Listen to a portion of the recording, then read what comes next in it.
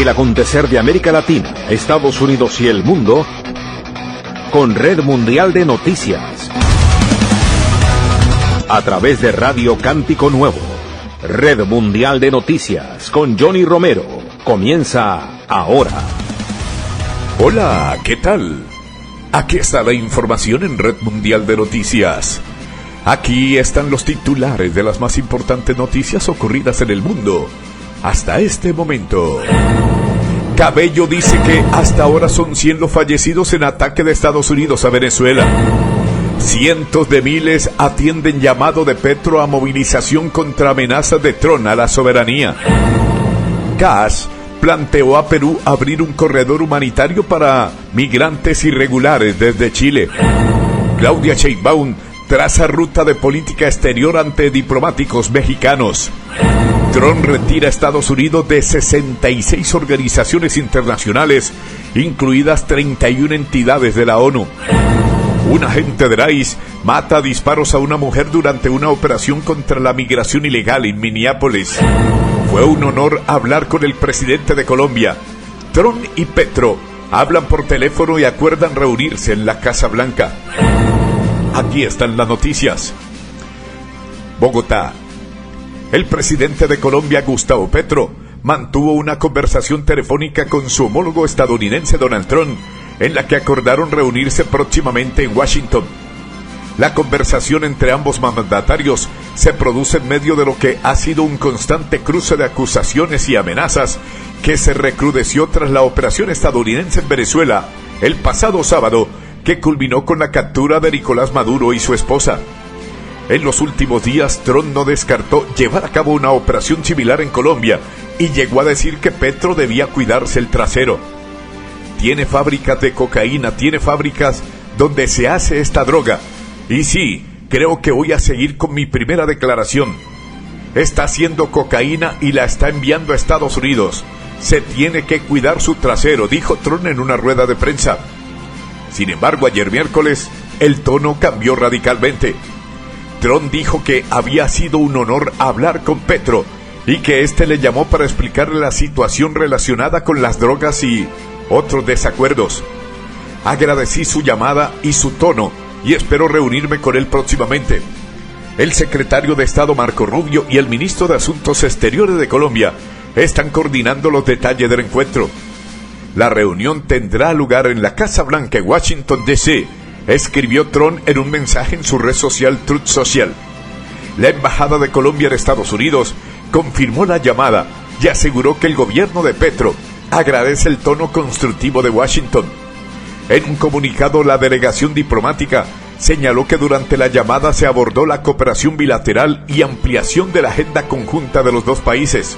Colombia se mantiene abierta al diálogo y al compromiso constructivo con Estados Unidos, guiado por el respeto mutuo y el entendimiento con un interés en la estabilidad regional, menciona la declaración. Más tarde, durante un discurso ante miles de personas en Bogotá, Gustavo Petro indicó que la llamada duró 1 hora. Aquí un fragmento.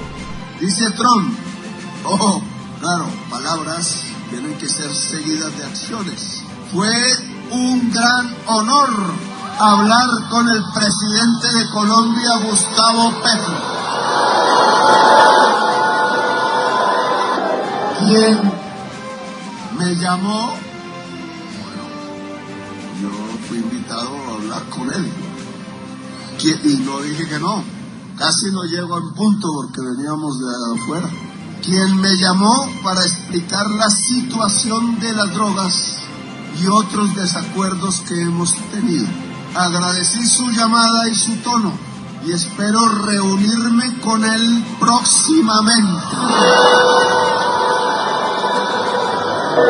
El secretario de Estado Marco Rubio y el ministro de la ministra de Relaciones Exteriores de Colombia están realizando los arreglos necesarios. Canciller, le toca ir a Estados Unidos. Se lleva un buen traductor. Sí. La reunión tendrá lugar en la Casa Blanca en Washington, D.C. Minneapolis. Un agente del Servicio de Inmigración y Aduanas de Estados Unidos, ICE, mató a tiros ayer a una mujer que al parecer trató de entorpecer con su vehículo un control migratorio en Minneapolis. El suceso provocó protestas en la ciudad del estado de Minnesota, en el norte del país, así como una fuerte polémica política a nivel nacional. La mujer fallecida fue identificada como Rinnie Good, ciudadana estadounidense de 37 años residente en Minneapolis, según confirmó una autoridad a la cadena CBS, socia de ABC. Se desconoce por el momento la identidad de la gente que la mató. Videos difundidos en medios de comunicación y redes sociales muestran desde varios ángulos el vehículo en el que viajaba la mujer, bloqueando parcialmente una calle en el momento en que se aproximaban los agentes migratorios. Estos tratan de abrir la puerta de la conductora, que aparentemente trata de huir acelerando a la derecha.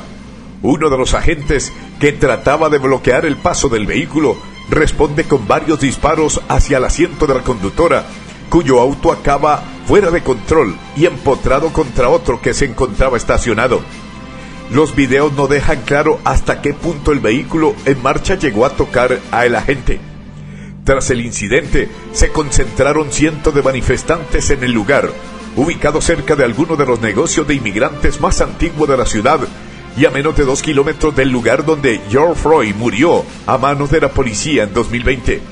Imágenes desde el lugar mostraron cómo agentes policiales usaron sprays con una sustancia amarilla para tratar de dispersar a las personas que salieron a protestar.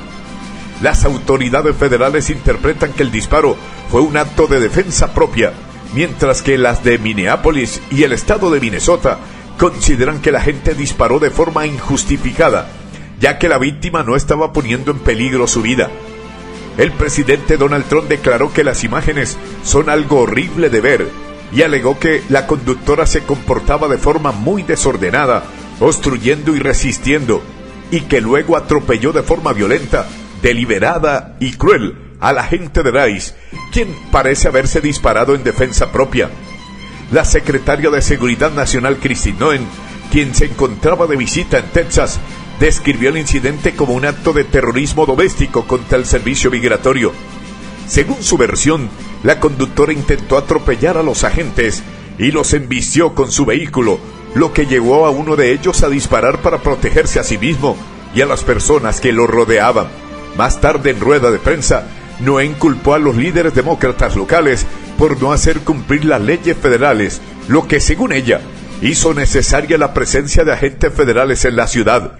El alcalde y el gobernador se niegan a proteger a los habitantes de Minnesota y, en cambio, optan por proteger a los delincuentes. Por eso estamos aquí, afirmó.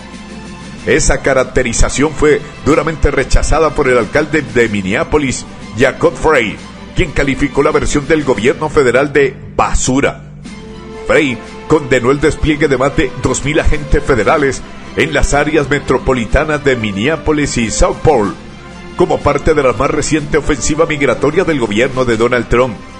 Lo que están haciendo no es brindar seguridad en Estados Unidos, están causando caos y desconfianza, afirmó el alcalde, quien pidió a los agentes migratorios abandonar la ciudad usando un lenguaje explícito.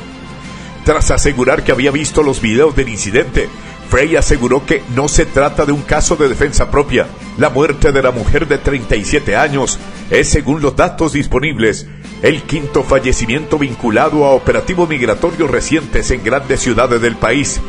El área de las Twin Cities, Minneapolis y South Paul se encontraba en tensión desde que el Departamento de Seguridad Nacional anunciara el inicio del operativo, relacionado en parte con presuntas irregularidades y fraudes que implicarían a residentes somalíes. Kristi Noem confirmó que se han realizado cientos y cientos de arrestos en el marco de esta campaña. Tras la muerte de la mujer, se han estado produciendo protestas en varias partes de la ciudad, con la principal concentración cerca del lugar del tiroteo mortal, en la intersección de la calle 34 Este y la avenida Portland. El lugar, junto a la nieve, se improvisó una vigilia con flores y velas, mientras los manifestantes coreaban consignas y pronunciaban discursos condenando el tiroteo policial. El periódico Minneapolis Star Tribune informó que cientos de personas se reunieron en el lugar incluyendo un grupo de clérigos que cantaron himnos. También se han registrado protestas y arrestos en otros puntos de la ciudad. Según la radio pública de Minnesota, agentes de la patrulla fronteriza de Estados Unidos entraron en la propiedad de una escuela pública a unos 5 kilómetros del lugar del tiroteo, donde redujeron a varias personas y realizaron arrestos utilizando gas pimienta. Miami. Las autoridades de Estados Unidos han detenido a más de 1,000 inmigrantes, incluyendo de Ecuador, México y El Salvador, en el mayor operativo del Departamento de Seguridad Nacional en el estado de Minnesota, en medio del escándalo por los fraudes de fondos federales en programas sociales.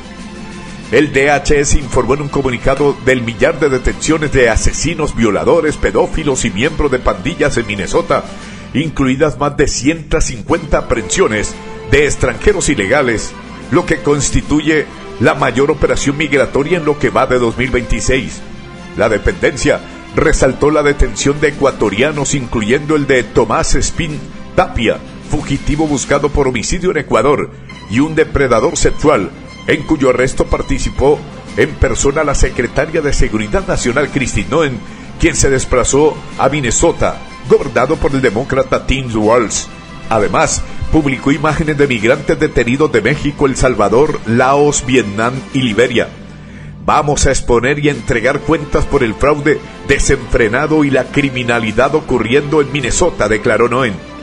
Los arrestos ocurren en medio de la polémica en Minnesota, donde el gobernador y el excandidato a la vicepresidencia de Estados Unidos en 2024, Tim Walz, anunció que no buscará un tercer mandato por la controversia sobre fraudes millonarios relacionados con programas de cuidado infantil vinculados a la comunidad somalí. La cadena CNN adelantó que la administración Trump planeaba enviar a unos 2,000 agentes federales a Minnesota para encabezar una campaña de arresto de inmigrantes de las comunidades somalí y otros países. Atención Washington.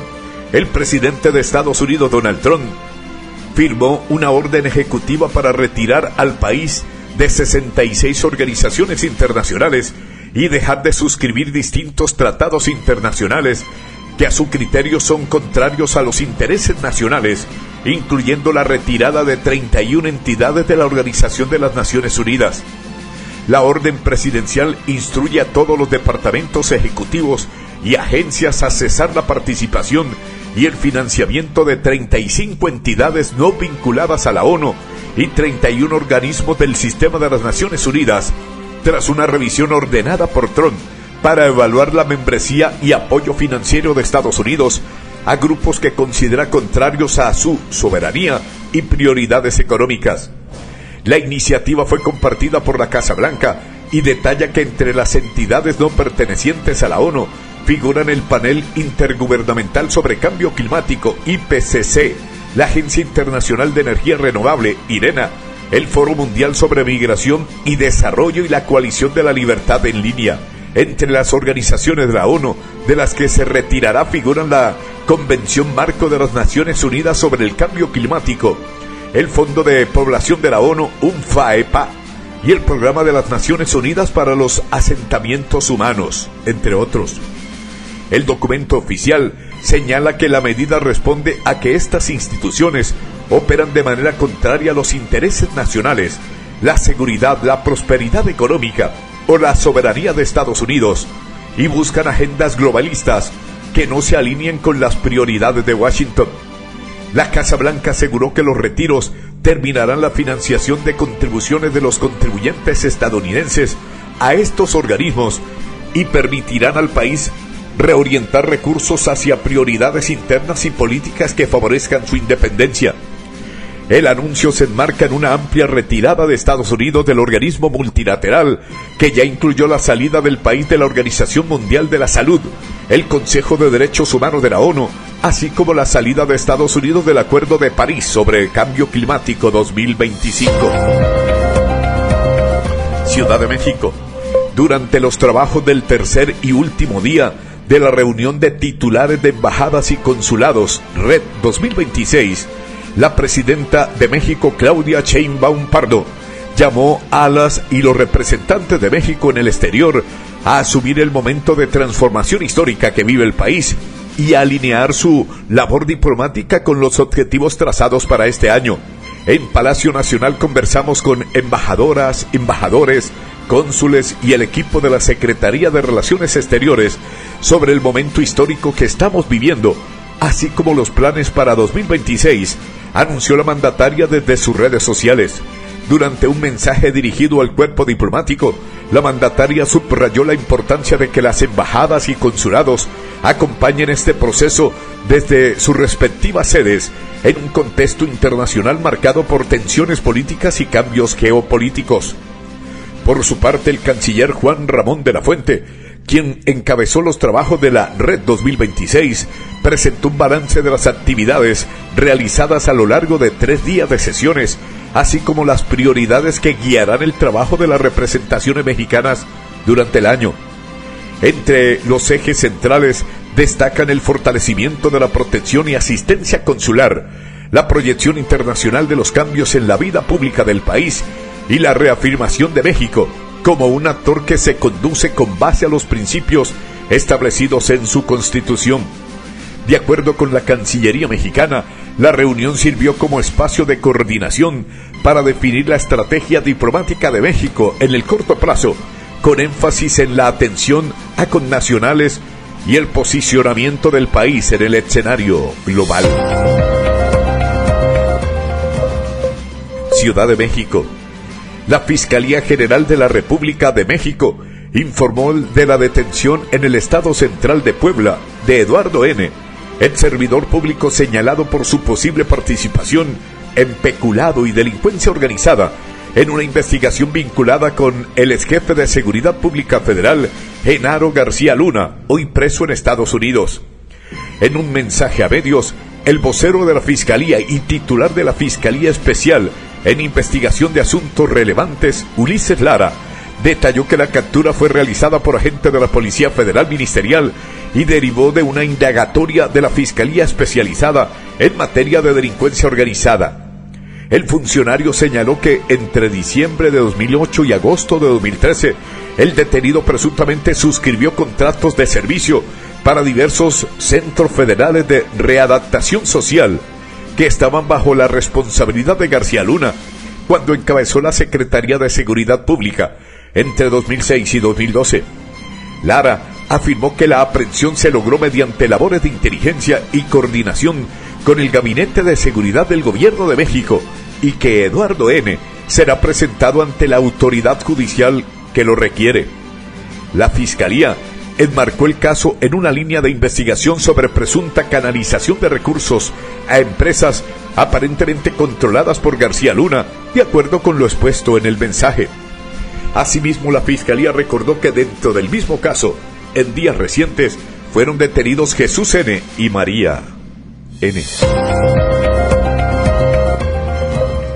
Ciudad de México. Mientras Estados Unidos se alista a tomar el control del petróleo venezolano y la administración de Donald Trump endurece sus comentarios hacia Cuba, México se sitúa como abastecedor clave de combustible a La Habana, un papel que puede complicar las ya complejas relaciones con Washington, aunque el gobierno mexicano insiste en que no se han aumentado las exportaciones a la isla. La presidenta Claudia Sheinbaum Pardo reconoció que con la situación actual de Venezuela, México se vuelve un proveedor importante de crudo a Cuba, pero aseguró que no se está enviando más petróleo del que se ha enviado históricamente. No hay un envío particular. Agregó que dichos envíos se hacen a través de contratos o como ayuda humanitaria, pero no ofreció datos concretos sobre barriles exportados. Desde el triunfo de la revolución de Fidel Castro en 1959, que nacionalizó propiedades estadounidenses, Estados Unidos impuso un fuerte embargo económico a Cuba a finales del siglo XX, con la caída del bloque soviético, que tradujo en reiteradas crisis económicas y energéticas. Estas se han profundizado en los últimos años con las sanciones de Washington a Venezuela, que hasta ahora era el principal abastecedor de petróleo a La Habana, junto con Rusia y México. Atención Lima. El presidente electo de Chile, José Antonio Kast, planteó al presidente interino del Perú, José Gerí, un corredor humanitario para los migrantes irregulares con el apoyo de los países vecinos como una eventual salida a la crisis migratoria y de seguridad en ambas naciones, según comentó a la prensa al término de su visita a Lima. Kast aclaró: hasta que no asuma oficialmente la presidencia de Chile el próximo 11 de marzo, no le corresponde lograr un acuerdo con Perú u otros países sobre un corredor humanitario, sino solo plantear las inquietudes que tenemos. El ganador de las últimas elecciones presidenciales en Chile confió en que la transición política en Venezuela, tras la detención del expresidente Nicolás Maduro en un operativo militar, permita que se reabra el espacio aéreo venezolano para vuelos comerciales. Kast declaró estar generando puentes de diálogo entre distintos sectores políticos para buscar una salida humanitaria para todos aquellos que fueron forzados a salir de su patria y desean volver a Venezuela. Esperamos que otros países que han manifestado su discrepancia con lo que nosotros planteamos puedan repensar su postura y colaborar para que personas que han sido forzadas a salir de Venezuela puedan volver a su patria, manifestó. En esa línea, el líder ultraderechista agregó que si alguien quiere llegar a su país, que lo haga como corresponde, tras reiterar que los migrantes irregulares tienen 63 días para abandonar Chile y regresar con todos los papeles en regla. No obstante, Kast remarcó que también tiene una discrepancia con el actual presidente de Chile, Gabriel Boric, respecto a la reacción de su país sobre el operativo de detención de Maduro para afrontar cargos de narcoterrorismo en Estados Unidos. Guayaquil. El ejército ecuatoriano decomisó 2,2 toneladas de droga que estaban en una embarcación encontrada en el río Aguarico, ubicado en la provincia amazónica de Sucumbíos, fronteriza con Colombia, informó la institución. El hallazgo se dio en medio de las operaciones que realizan las Fuerzas Armadas para fortalecer el control territorial en la frontera norte del país, lo que permitió a los soldados encontrar la lancha, que en su interior tenía 40 bultos con 50 paquetes de droga. En el operativo no hubo detenidos, ya que los ocupantes de la embarcación huyeron y se internaron en la selva, al percatarse de la presencia militar. El Ministerio de Defensa señaló que también se decomisó la embarcación y un motor fuera de borda, infraestructura utilizada por estas organizaciones para el transporte ilegal de drogas a través de los ríos de la frontera norte. Washington. Estados Unidos agradeció a Ecuador por su colaboración para combatir el narcoterrorismo y durante una llamada telefónica, el secretario de Estado Marco Rubio informó al presidente Daniel Noboa sobre el operativo militar del 3 de enero en Venezuela, que terminó con la captura del presidente Nicolás Maduro. Rubio agradeció a Noboa su compromiso para mantener la seguridad nacional, de acuerdo con una comunicación del Departamento de Estado. Además, el secretario de Estado dio detalles de la operación militar en Caracas, con la que se detuvo a Maduro junto a su esposa Cilia Flores, para luego ser trasladado a territorio norteamericano para ser juzgado por una corte federal de Nueva York. Ecuador se suma a Argentina, ambos con gobierno de derecha, como aliados de Estados Unidos que han sido públicamente destacados tras la captura del líder de Caracas, que ha levantado múltiples críticas. Bogotá. Bajo un cielo gris y cambiante, la plaza de Bolívar de Bogotá volvió a llenarse de banderas tricolores, amarillo, azul y rojo, impermeables, improvisados y consignas con tono nacionalistas, luego de que centenares de manifestantes atendieron el llamado del presidente colombiano Gustavo Petro a la movilización tras las amenazas de su homólogo estadounidense Donald Trump. Desde temprano, los manifestantes comenzaron a ocupar la principal plaza de Bogotá, una escena que se repitió en varias ciudades de Colombia como Cali, Cúcuta, Medellín, Bucaramanga, donde manifestantes también atendieron el llamado de Petro a la denominada Marcha por la Democracia y la Soberanía. Frente al escenario instalado en la Plaza de Bolívar, a pocos metros del Capitolio Nacional, cientos de personas se apretujaban tras las vallas metálicas, algunas protegidas con paraguas y otras envueltas en plásticos de colores para resistir la llovizna intermitente a la espera de la intervención del mandatario, que ha despertado máxima expectativa por lo que pueda decir. En la multitud Predominaban camisetas amarillas, banderas de Colombia y pancartas con mensaje de respaldo al gobierno, mientras vendedores ambulantes se abrían paso ofreciendo café caliente y ponchos.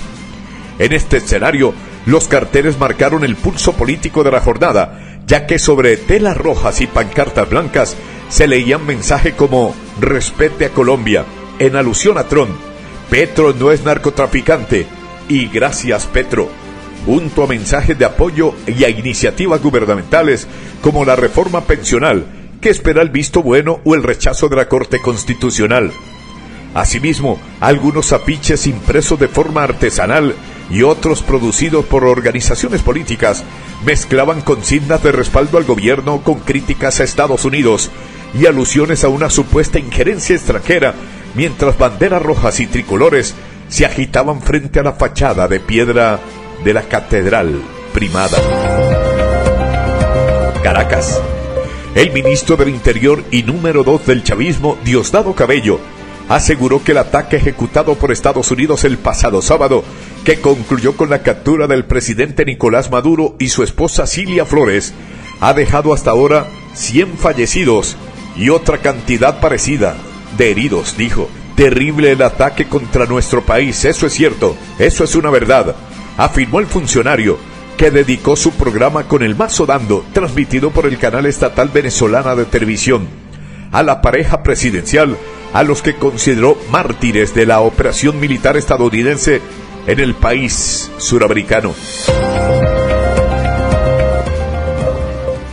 Amigos oyentes, por el día de hoy llegamos al final de Red Mundial de Noticias.